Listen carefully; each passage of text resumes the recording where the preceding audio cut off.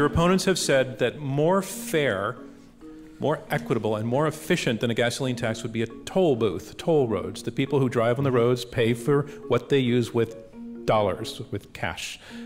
So this takes care of the problem that some people are driving Priuses and electric cars who are never buying gas, and it much more efficiently matches the user with the user's pocketbook. What's your response to that, and why is that not a great solution? It's a great solution. It's unpopular, just like raising the gas tax. So in Colorado, we're deploying these managed lanes, toll lanes, you know, public-private partnerships. It makes a lot of sense. But the public perception on these toll roads is that we're selling away a public asset so that some banker in a suit is now going to skim money off of it. And there's huge public resistance to it.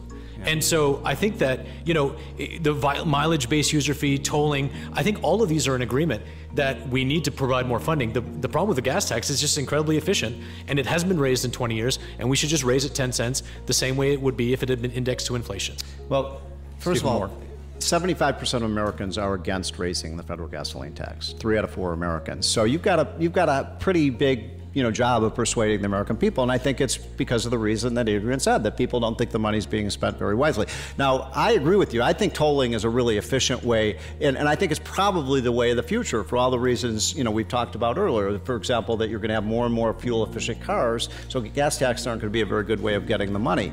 But you're also right that there's a huge opposition to tolls, too.